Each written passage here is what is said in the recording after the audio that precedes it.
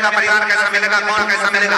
आज के जमाने में घर के लोगों को डर लगता है। हमारे एक बेटा, केवल एक बेटा है, भगवान से निवेदन है बहू अच्छी आए, उसको लेकर चले, परिवार को लेकर चले, नातों को लेकर चले, रिश्तों को लेकर चले। पहले के समय में 4-5 बेटे होते थे तो सास ससुर को भी लगता था अगर एक भोजन नहीं देगी तो चलेगा, दूसरी नहीं देगी तो चलेगा, तीसरी के पास रह लेंगे, तीसरी ना देगी तो चौथी के पास रह लेंगे, कोई तो भोजन देगा। और आज के जमाने में तो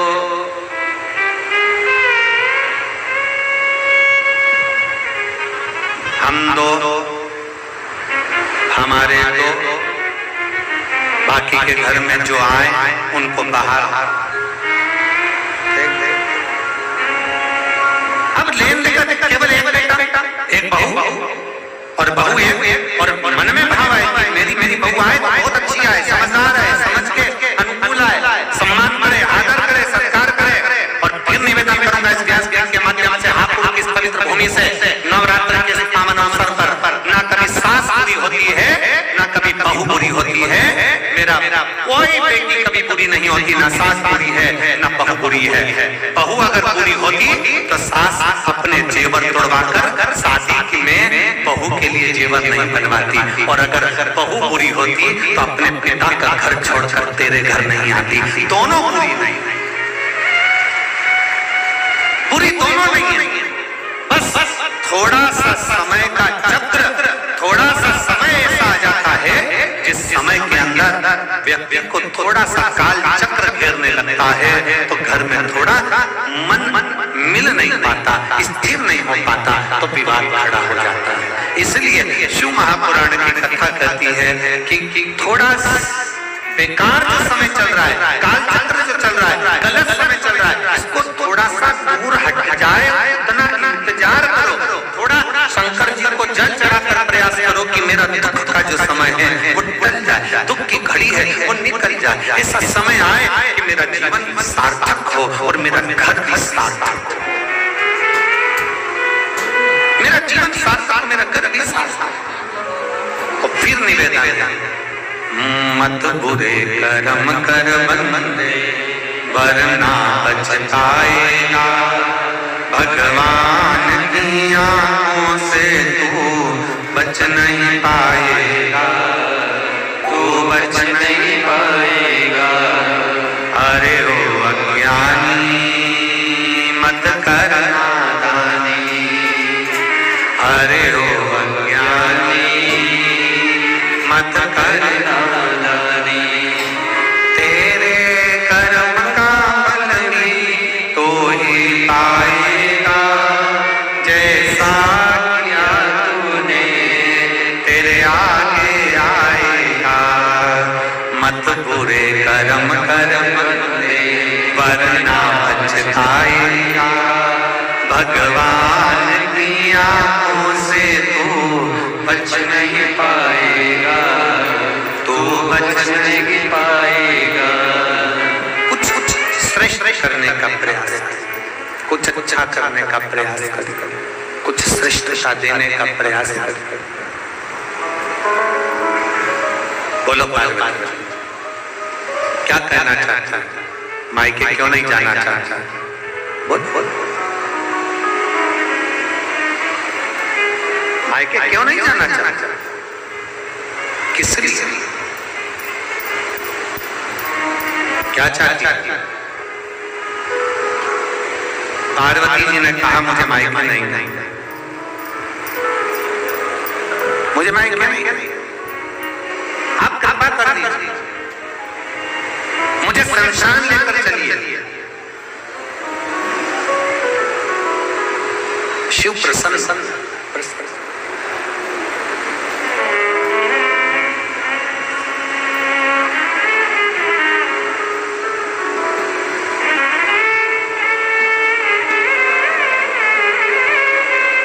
मेरे ओघड़दानी कब क्या क्या करते हैं, मेरे शंकर कब करुणा कर देते हैं कि मालूम नहीं पड़ता। पार्वती जी आज बड़े आनंद में बोल रही हैं मुझे कैलाश, मुझे शमशान जाना, और दुनिया का केवल एक स्थान है जहां अमीर गरीब सबकी शान सम है, इसलिए उसका नाम शान है। अमीर जाता है वो भी बांस पे, गरीब जाता है वो भी बांस पे, अमीर जाता है वो भी घास पर, गरीब जाता है वो भी घास पर, अमीर जाता है वो भी सफेद कपड़े में, गरीब जाता है वो भी सफेद कपड़े में, अमीर जाता है वो भी रात का ढेर बन जाता है, गरीब जाता है वो भी रात का ढेर बन जाता है, बादाम खाने वाला जाता है तो भी रात बन जाता है, और गुलाब जामुन खाने वाला जाता है वो भी रात बन जाता है, सूखी रोटी खाने वाला जाता है वो भी रात बन जाता है। जिस जगह पर अमीर और गरीब का कोई भेद नहीं है, जो जाता है वो बांस पर जाता है। तुम्हारे यहाँ पर इधर हापुड़ में अगर डल्लम के गद्दे पर जाते हो तो बात दूसरी,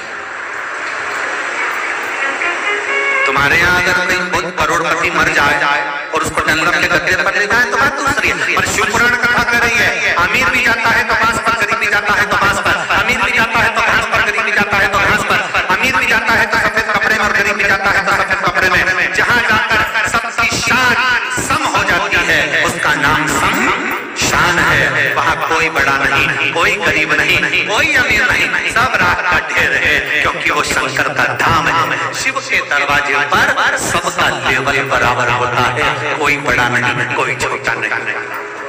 शिव शिव है।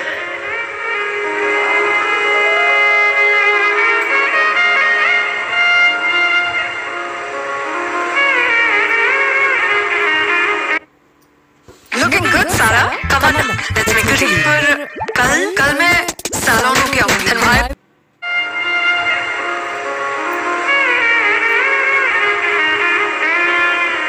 आप लोग तो गंगा जी के पास में रहते हो, गंगा पैसे वाले को ज्यादा पार लगाती है कि गरीब वाले को ज्यादा पार लगाती है? बोलो जरा जल्दी से बोलो, बोलो जम के हम बोल दीजिए। गंगा पैसे वाले को पार लगाती है कि गरीब को पार लगाती है?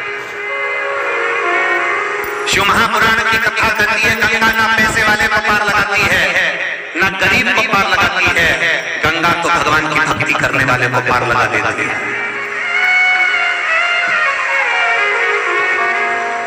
गंगा ये नहीं देखती है कि पैसे वाला है कि गरीब है। इसीलिए शिव महापुराण की कथा कहती है, शंकर की कथा में जाना तो अपने तन पर कोई सोना चांदी, कोई हीरा पन्ना, सोने की चैन ब्रेसलेट, कोई सोने का सामान, कोई आभूषण लेकर कथा में नहीं जाना, कीमती मोबाइल लेकर कथा में नहीं जाना, कीमती सामान लेकर कथा में मत जाना, 2-5 हजार रुपए की चप्पल पहनकर कथा में मत जाना। शिव महापुराण की कथा कहती है, गंगा नहाने जाओ तो कोई कीमती सामान लेकर मत जाओ, शिव पुराण में जाओ तो कोई कीमती सामान लेकर मत जाओ, शंकर के दरवाजे पर जाओ तो कोई कीमती सामान लेकर मत जाओ। कितने लोग हैं, कितने लोग हापुड़ के जिनके बुजुर्ग मरे होंगे तो सोने का सामान पहनकर शमशान में गए होंगे? कोई गया? बोलो तो जरा। कोई नहीं। रात को मरे तो आधी रात को सब नोच लेंगे चोटे। सबसे बड़े चोटे तो घर में ही है। रात को मरते से ही इतने में बहू चिल्ला चिल्ला के कहेगी अम्मा मर गई, अम्मा मर गई, सब निकाल लिया। कान में सोने की मुर्गी डली थी और बहू को बेचैनी पड़ रही थी। अम्मा के कान में सोने की मुर्गी, पति को 3 बार इशारा करा। पति रोते रोते बोला कैसे निकालूं? पत्नी बोली तुमसे कोई काम नहीं होगा, जिंदगी भर की मैं कुछ नहीं करा, मैं निकालूंगा, देखो। और पत्नी ने लिया पल्लू और अम्मा सोई थी अर्थी में, वही चिल्ला के रोई और चोर रोई और अम्मा के कान को दांत से दबोच लिया, मुर्गी को काट के मुंह में भर लिया और भर के धीरे से बोली मुझे चक्कर आ रहा है, मैं पानी पी के आई। अंदर गई और अलमारी में धरी आई।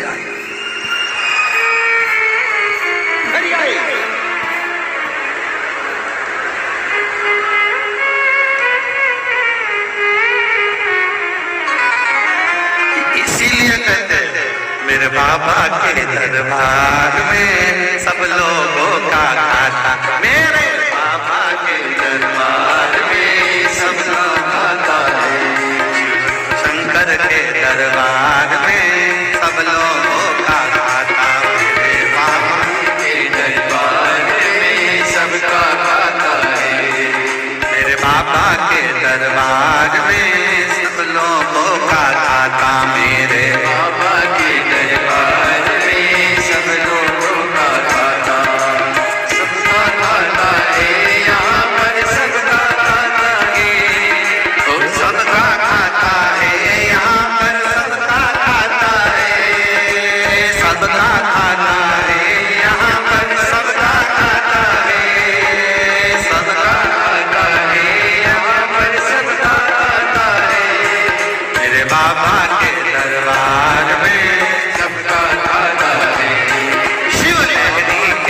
दरबार में सबका खाता है। बड़े भाव से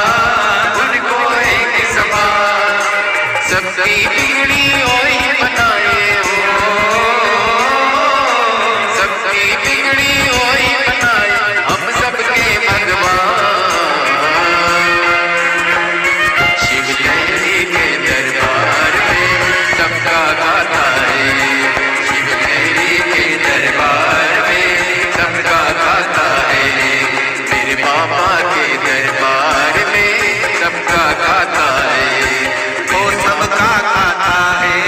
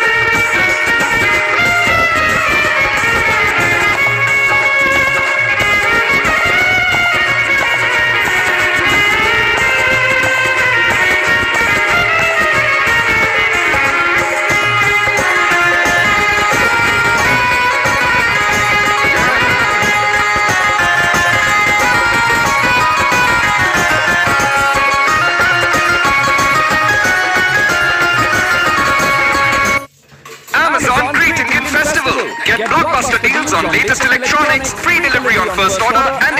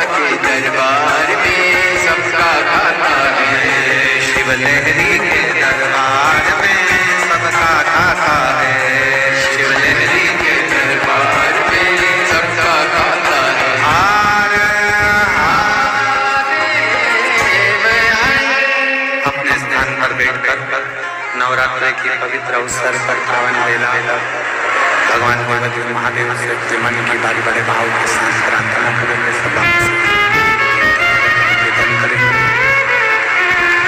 जहाँ जहाँ भगवान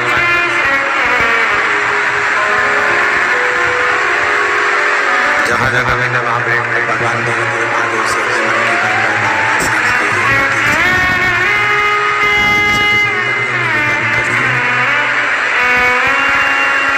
भगवान महादेव से कहिए बाबा जहाँ जहाँ मिले वहाँ बैठकर बेस कम करो अंदर का और क्लियरनेस लाइए साउंड बाबा से विनय करिए, निवेदन करिए, प्रेशर बढ़ाओ। भगवान देवती महादेव से विनय करिए, विनती करिए जहाँ जगह मिल जाए वहाँ बैठ कर बड़े प्रेम से बाबा से विनय करिए।